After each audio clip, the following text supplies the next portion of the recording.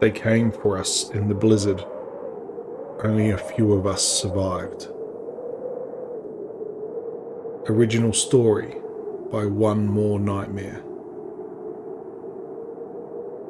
I still remember the blizzard in Willow Creek Trailer Park. I was one of the residents who had grown accustomed to the harsh winters of this remote mountain town. But that year, the blizzard was unlike any storm we had ever experienced. It was colder, fiercer, and it brought something with it. Something evil. The blizzard was unrelenting, with no signs of stopping. The wind and snow were so fierce that it was impossible to see more than 50 feet, probably less. Even the strongest of the residents were struggling to cope with the extreme cold. The temperatures had plummeted to dangerous levels, and our trailers were not built to handle such extreme weather. We rugged up as much as we could and hoped it would soon be over. But after 5 days, the blizzard had not died down. If anything, things seemed worse. It soon became apparent that we were ill prepared for such a prolonged storm. Our food and water supplies were running low, and we were forced to ration what little we had left. Some of those in the neighbouring trailers had already run out of food a day or two ago, and I, along with some of the other residents, had shared some of the little we had.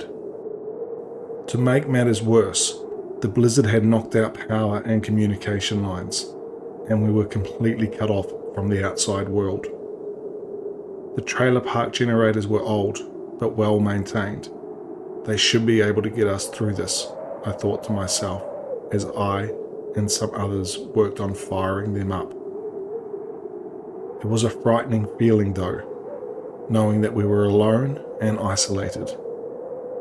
The park's next neighbour was only 2 kilometres away, but in this blizzard. A few of us had decided to meet in Tony's trailer, which was one of the larger ones, to discuss what we should do if the blizzard continued at this rate. "I think we're going to have to try and make it to town. Ain't no one is coming to us," Tony said, not even trying to hide his anger at the authorities for seemingly abandoning us. "Don't be stupid. You won't even make it to the park's front gate in this," Margaret, Tony's neighbour, had replied. Tony took a sip of his hot tea, thinking up a reply while the wind and snow battered the side of his trailer. "She's right, Tones. Hell, I live 20 metres from your trailer, and I almost got turned around out there. Snow's too deep to drive, and you can't see the tip of your nose in that," Mike added. Tony grunted, more in annoyance than agreement, but didn't say any more. We spent the next few hours together, drinking hot tea and coffee and playing board games. We agreed that we would help each other out and the others of the trailer park as much as we could. No one wanted to talk about what would happen if this blizzard didn't die down soon, but I am sure we were all thinking about it. "I think I'm going to call it a night. Thanks for the tea," I said, as I started buttoning up the top buttons on my jacket. "Yeah, us too," Margaret said, standing up in unison with her husband John. With that, Mike, Sue and Phil also stood to leave, nodding and thanking Tony for having them over. Then, Tony's generator cut out. Sue emitted a small shriek of fear as the trailer was suddenly engulfed in thick darkness. Just as I reached the door, the power went out, and I could see through the small window the lights in the neighbouring trailers flickering out one by one in the midst of the blizzard, like blown out candles. The outside was now nearly pitch black, and the inside somehow even darker. After a minute or so, a faint glow illuminated the interior of Tony's trailer home, as a few of the guests pulled out their mobile phones and switched on their flashlight. The light created flickering shadows around the room and failed to fully penetrate the corners, but it was still a relief nonetheless.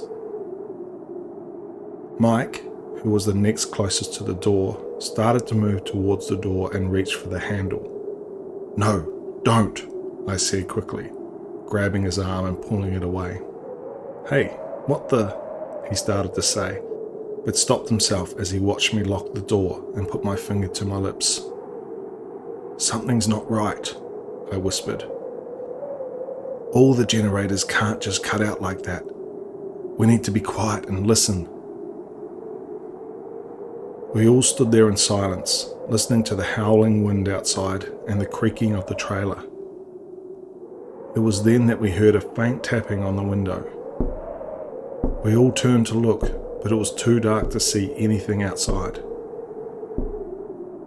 "Is anyone out there?" Margaret called out, her voice trembling. There was no response, only the tapping grew louder and more insistent. It was then that we saw the shadows outside the window, moving and shifting in the blizzard. It was clear that someone or something was out there, trying to get in. That's when Margaret repeated, "Is anyone out there?" Only her voice came from outside the trailer. I spun my head around to look at Margaret, and in the dimly lit room, I saw the blood drain out of her face, eyes wide with terror. Someone, something, had mimicked her voice perfectly. We stood, frozen in place, not making a sound. "Is anyone out there?" Margaret's voice again, from outside the trailer. Margaret made a whimpering sound and collapsed into John's arms as her legs turned to jelly. "Is anyone out there?" This time the voice had dropped and pitched. It was still her voice, but sounded more menacing. "Is there anyone out there?" We all jumped in fright as something slammed against the door. This time the door buckled a little. Now more knocking and tapping, all around us, every window, every wall. A third loud hit against the door. Tony whispered urgently, "We need to barricade the door. Quick, find anything you can to block it." We sprang into action, grabbing whatever we could find. Chairs, tables, even the board games we had been playing earlier. We worked frantically, our hearts racing with fear, as the banging on the door grew louder and more insistent. Finally, we had piled enough furniture against the door to make it difficult for anything to get through. Tony quickly gestured for us to move to the back of the trailer, away from the door. We stumbled over each other in the darkness, trying to get to the back of the trailer as quietly as possible. The tapping and banging on the door, windows and walls continued, growing more frantic by the second. We could hear other sounds now too, low, guttural growls and snarls that seemed to be coming from multiple sources. We huddled in the darkness, listening to the sounds outside, afraid to move or make a sound. Then, suddenly, it stopped. It was peaceful outside, except for the sound of the blizzard.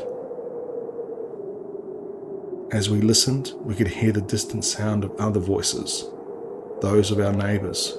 We cautiously approached the windows and peered outside. Despite the rapidly falling snow, we could observe shadowy figures near the adjacent trailers, contorting in unnatural ways. With their jerky movements and hunched postures, they beckoned to our neighbours.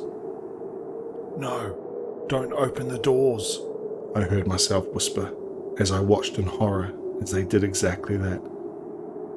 Through the darkness and the snow, we watched in horror as the figures ripped the doors open and dived into the trailers amid screams of terror. "No," I heard Margaret whimper as we were left to sit helplessly and listened to the deafening screams of men, women and children echoing out around the trailer park. This was the longest night of my life. I can't say for certain when the final scream was heard, maybe around 3 or 4 in the morning. Overcome with terror, sadness and exhaustion, we dozed in and out of sleep. One by one, we woke to an unusual stillness that had been absent for a week. The blizzard had finally subsided and the sun was peering through the last of the clouds. We took our time, but eventually made our way to the windows.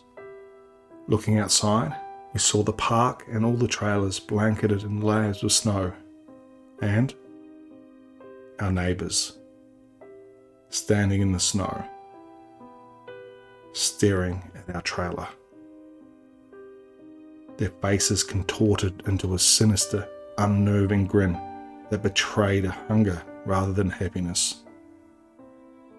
We fled the trailer park, certain they would chase us down, they who had replaced our neighbours.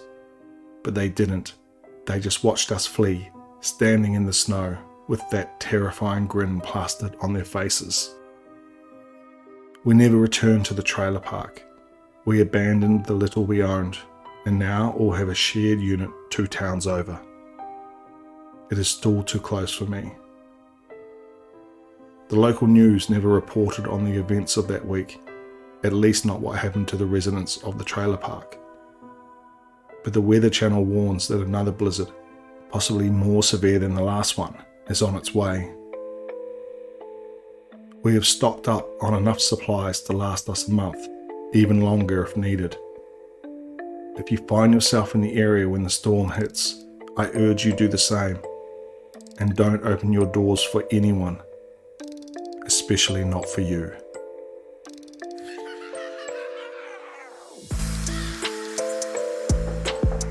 Thanks for listening. That was an original story by yours truly, One More Nightmare. Got a few more stories popping up on my Reddit page as well as here on YouTube. So if you are new here, please give us a like and a subscribe. Comment down below if you've got any stories you'd like to hear.